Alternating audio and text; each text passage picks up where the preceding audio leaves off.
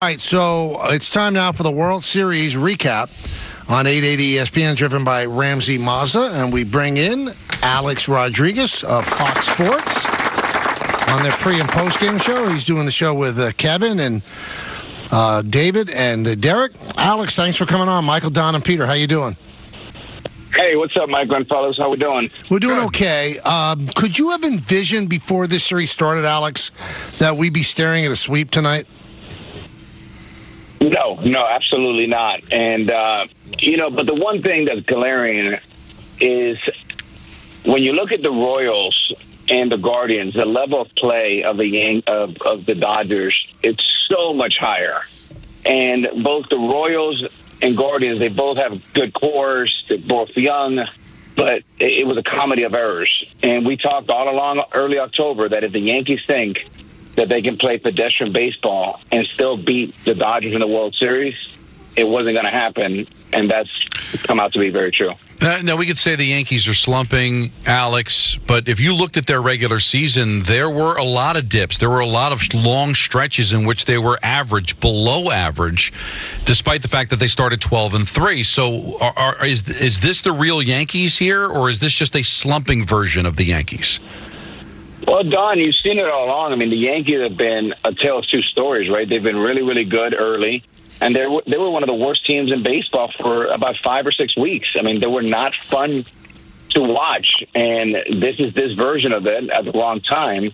But, Don, I think there was two stats that jumped at me. Schmidt, who spins the ball really well, threw about 13 cutters. He did not get one swing and miss. The Yankees last night, season high, swung through 15 fastballs in the strike zone. I mean, Buehler was great, but he wasn't like, Bob Gibson or Kurt Schilling or Pedro Martinez in his prime. So that those things are concerning because the lack of contact is alarming. And the other part is we've talked about in October, contact is king, and the Yankees have not done their part. All right, so from Game 4 of 2004 until 2009, you struggled in the postseason. So I would think that you can understand what Aaron Judge is feeling. Now, 2009, I'm convinced if there was an MVP for the entire postseason, it's you. I mean, you carried that team to a championship. What is he going through right now, Alex, mentally, and what do you think is wrong with Aaron Judge right now? Well, I think a few things. Number one, it's gone from physical to mental. And when you read body language, it screams discomfort and lack of confidence. And look, it's happened to Judge, it's happened to Stanton, it's happened to me, it's happened to every player that's played this game. And the pressure cooker of New York just heightens the experience. I've always thought about, I finally got tired of getting my brains beat in, doing it the same way every time. And I finally said, you know what? I drove to the park every day with Andy Pettit, and whether that's the reason or not, I think it certainly was helpful. And trusting your teammates, a walk is just as good as a hit, and stop pursuing stats and figure out moments, 1 or 2 moments that can help your team win a game. Look, stats are interesting, right? Because they can be very deceiving. If he goes 4 for 10 with 4 singles in the World Series with no damage, the Yankees go home. I'd rather him go 2 for 14. The stats don't look very good, but if those 2 hits are a 3-run double and a 2-run bomb to help win 2 of the 4 games, all of a sudden you're in business. Those are moments, not stats. I guess the thing that's so weird for me, Alex, is that, when he was chasing 62, you would have thought all the pressure in the world was on. And he was able to stay calm in the moment and get there. It just seems like, there's a tightness to him that is almost the diametrical opposite of what Giancarlo Stanton looks like when he bats. And I just keep wondering if there's anything he could gain, and is he spending the time around Stanton to maybe sort of absorb that energy? Don, one of the things, if you're a young journalist and you're 25 years old, wouldn't it be great to talk, and Peter, I'm going to put Peter in the category a little bit younger, but wouldn't it be great to talk to Don and Michael Kay about how do you get through tough times when you're on radio, you're doing hockey, you're doing baseball? There's no better to it. And Peter, music with you, right? My concern, Don, is that when Jeter, myself, others struggled, we had the great luxury of having guys like Reggie Jackson, Lee Mazzilli, Roy White, Willie Randolph, and they were a tremendous resource for us to talk to us about the 77, 78 World Series, 81, so on and so forth. And I'm not sure, to be honest with you, what legends are around the hoop to help out Aaron Judge. I know for me, and Michael, you saw how helpful Willie Randolph and Larry Bowa and some of these great legends we had around. Experience matters, Don. And for me, early on, my experience taught me that I was trying too hard. This is not, golf where you do it by yourself. You do it with a team, and less is more. And that's when I started pursuing moments instead of stats. But it was conversations with those legends that helped me get over the top. And it feels, and again, I don't have any information. Michael's a lot closer to the team than any of us are. But it feels like he's in an island by himself with not a big boy around to say, you know what, let's have a few laughs, let's have a drink, and let me tell you how terrible I was in these moments, and let me tell you how I got out of it. And that's what Reggie and others did for me. You mentioned mechanical to mental or mental to mechanical. Do you believe he's in his own head now more than anything mechanical? Michael, players would not admit it, and I wouldn't have admitted it when I was playing, but this is the biggest media market in the world. And when you're on it, the avalanche will help you, become better than you are. But when you're in the opposite side of that wave, the pressure's real. There's more media members here. And all of a sudden, a little pebble becomes a mountain. And, yeah, he's in his mountain. And, Don, you're right. It creates more of an urgency. There's a pressure. And you see he's a little bit uptight. And it's a different Aaron Judge than we've seen during the year. My suggestion to him would be aim to right center field. He's in and out of that strike zone so quickly, almost like a revolving door. And he's late. He's late on he's just not ready to hit. So, Alex, how does that affect his leadership when he's struggling?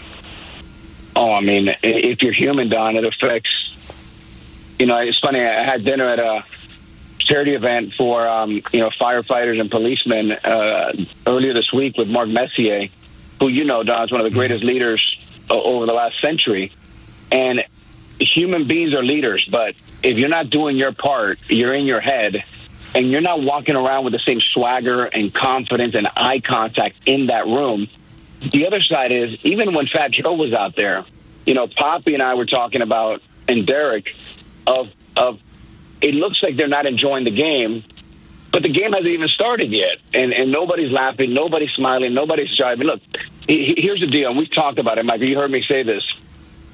In October, you got to play clean baseball. It was a jab and a haymaker that landed late in game one.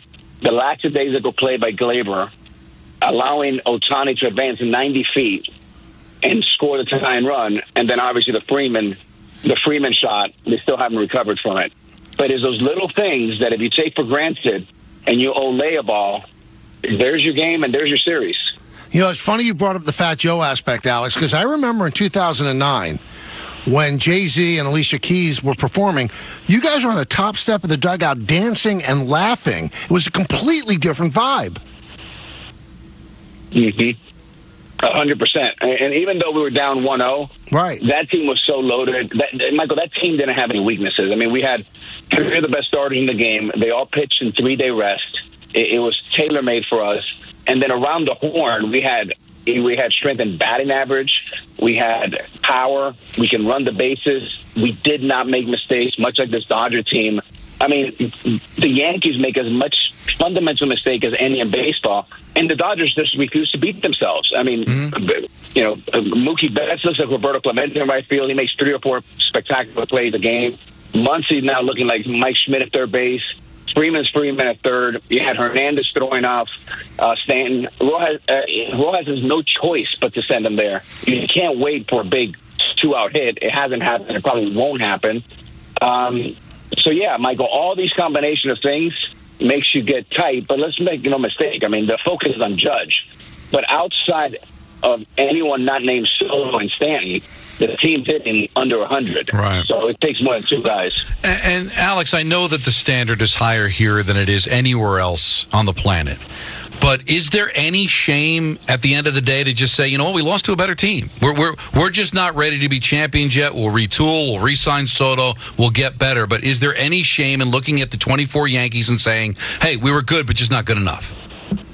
Well, that's a whole separate question about the future. I mean, that's going to be an incredible unpacking because obviously signing Soto, which is not a given, they need a lot more than that. This team is not ready to, at least these first three games, to compete with the high, top tier teams like the Dodgers. That's one. But tonight, Don, has to be about Yankee pride. You cannot allow yourself to go to a World Series and get swept by the Dodgers. Look, they may be better, but they're not 4-0 better. And it starts with one game tonight, and you have to play with a lot of pride. Now, you mentioned in 2009, those guys started on 3 days rest. If you were the Yankees, would you have started Cole tonight rather than Heel?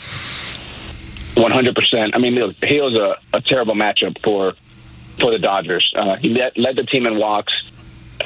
Dodgers do not swing at balls, out of they do not chase, so that's a bad combo there. Heel's a fastball pitcher. These guys crush fastballs. I can't believe that Freeman has had 3 home runs and 3 exact pitches. That's 5 consecutive World Series games with home runs going back to the Braves days for Freeman. But look, if you're Garrett Cole, again, I said it last night before and in the post game, if you are healthy, which I don't have any information, then of course the luxury of pitching 88 pitches in game 1 is you can pitch today to save the season. It'll be an absolute bloodbath if the Yankees get swept and Garrett Cole only pitched once.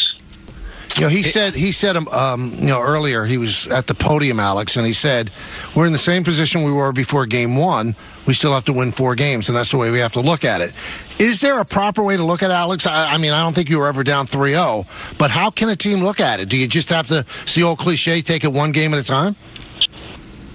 I think that's maybe right as far as results, but I think the process, you got to make some adjustments.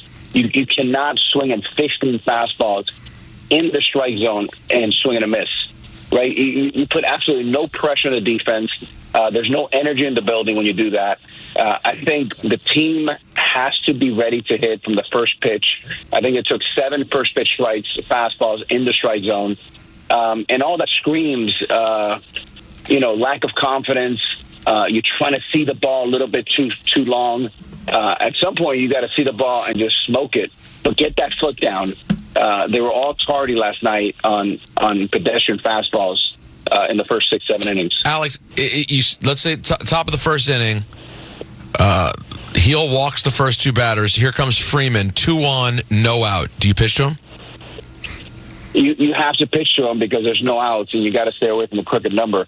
The number one thing they have to do is get off to an early start. Like that 0 in the first inning, it's paramount, right? And it's important then to come back in the bottom of the first or bottom of the second and throw a crooked number. They have not played ahead all series besides a few innings in game 1. So, I mean, when Freeman hit that ball in the seat, it just absolutely took the air out of a building that just was dying to explode. The fan base was ready to explode. It was electric, and then the electricity, the lights went out, and they never came back on. Great stuff, Alex. Pre-game on Fox, post-game as well. We thank you so much for joining us, man. Okay, guys. See you soon. Thanks, man. That's Alex Rodriguez. That's the World Series recap driven by Ramsey Mazda. It's the experience of driving a new Mazda and buying a new Mazda from Ramsey Mazda. Choose wisely. Choose Ramsey Mazda. Peter, are you okay, bud? No. I know you're hurt. He was confused. I know he included you in his answer. Yeah. But he didn't know that I asked the question. And then he kept going back to Don. Mama's go-to, apparently. Yeah, I mean... When in doubt, just credit Don. There really has to be something going on about me and Don sounding the same over the phone. You know who sounds exactly alike? Joe Davis and John Smoltz. You cannot tell them apart. I got to tell you, they weren't great last night. Why? Anthony pointed it out, and I'm sorry, Don. I think I'm going to leave Michael out because Michael doesn't critique things like this, and he shouldn't. They're his colleagues. I just felt like it's at that point. What was it? 2-0, 3-0, 3-0. Yeah, it's 3-0, and they had a tone like we were watching a nothing game in June, and it's like I understand like their energy on the mic matched like the Yankee fan energy in the building, and it felt very flat. It's still a World Series game, and it was still a close game, relatively. But you know what's weird, though, Peter? It was 3-0. Didn't feel close. I know, but are they supposed to also give that feeling? You can only get the energy from the crowd, I think. I honestly, when I saw the text, it's the first I thought of it. I didn't think it was that bad because I think that sometimes we get a little too crazy. Oh, yeah, it's 3-0, but I think they kind of set the tone for like what Michael said. It didn't feel close. So you don't want to artificially... But then when it got, he gave, I thought, a good home run call into Verdugo. Even though it made it 4-2. And even though you knew it was still over, they got up for that. He's not an over-the-top announcer, but I think that team is outstanding. I learned so much about the game. I think even though Joe's not an analyst, you could tell he knows, he understands the history of the game. I like the broadcast. Well, Joe's very good. You know what I think it is? I think it's that Smoltz is so good at casually sort of giving context and history. That's just his way, and that's not an intense style. But in the moment, it did make me feel like, it's even more dead than the Yankees look. But no, you know what? I rescind. Good. Rescind. Strike it from the record. Strike it from the record. Thank you, Don, for doing that. Thank you. 1-800-919-3766. ENN with Peter Rosenberg will happen in just a moment. But first, Don wants to tell you about a car. Morgan.